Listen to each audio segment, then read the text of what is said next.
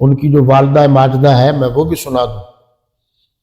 یعنی حضرت امیر شریعت رحمۃ اللہ علیہ کی بیوہ دار بنی ہاشم میں جب رفیق احمد تارڑ پچھلے دور میں پاکستان کا صدر تھا، رفیق تارڑ، یہاں تو سارے کہتے ہیں نا ہم بڑے نیک ہیں، وہ آئے، وہ حضرت امیر شریعت سید عطا اللہ شاہ بخاری کا مرید تھا، طوطی بولتا تھا امیر شریعت کا، اور آج بھی اللہ کے فضل و کرم سے بول رہا ہے. وہ چلے گئے ہیں لیکن ان کے کارنامے آج بھی لوگ دہراتے رہتے ہیں نا. تو وہ آیا اور انہوں نے کچھ تحائف تحفے گھر بھجوائے، یعنی حضرت امیر شریعت رحمۃ اللہ تعالی علیہ کے ہاں بھجوا دیے.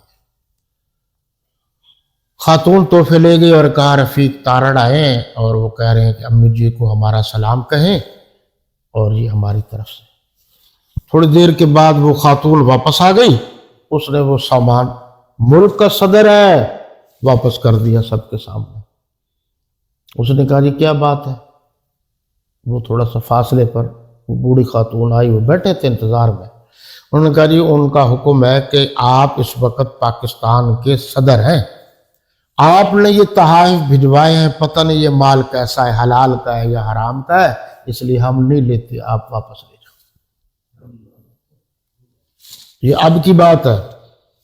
تو اس نے آگے سے جواب دیا کہ امی جی کی خدمت میں میری طرف سے سلام عرض کرنا اور کہنا مجھے پتا تھا، میں یہ حکومت کی طرف سے کچھ نہیں لایا، اپنے جیب خاص سے اپنی حلال کی کمائی سے یہ چیزیں لے آیا ہوں، آپ قبول کر لیجیے.